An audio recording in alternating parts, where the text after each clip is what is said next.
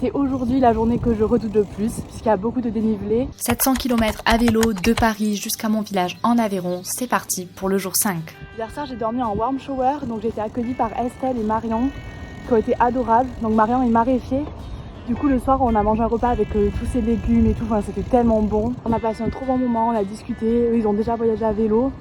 Et c'était trop cool de partager ce moment. Je trouve ça hyper généreux de leur part, genre ils m'ont hébergé gratuitement. Bref, là du coup je suis reboostée pour aujourd'hui.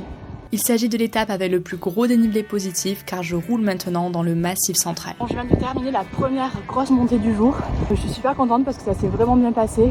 En fin de compte c'était 10 bornes de côte, mais c'était une pente assez régulière, donc ça allait. En plus de ça, il y a un monsieur qui a roulé avec moi sur quelques kilomètres. Du coup c'était super sympa, on a discuté et ça fait que c'est passé assez vite. Et donc là voilà, je suis dans le Cantal.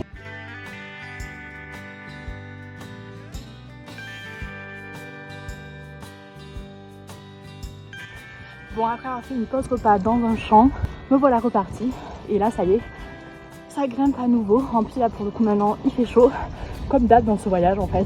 J'arrive alors en Lozère où je traverse le village médiéval du Malzieu avant de m'arrêter pour aujourd'hui. Bon, j'ai un petit peu modifié mon itinéraire puisque je n'ai pas trouvé de logement pour ce soir à Saint-Gilles-d'Apcher.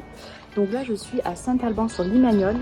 En gros c'est un village où il y a le chemin de Saint-Jacques qui passe. Et du coup j'ai réussi à trouver une place en gîte. Donc c'est des gîtes qui accueillent les pèlerins de Saint-Jacques. Je passe alors une superbe soirée autour d'un bon repas avec les marcheurs. Je termine cette avant-dernière journée avec 83 km. Abonne-toi pour ne pas louper la suite de ce périple.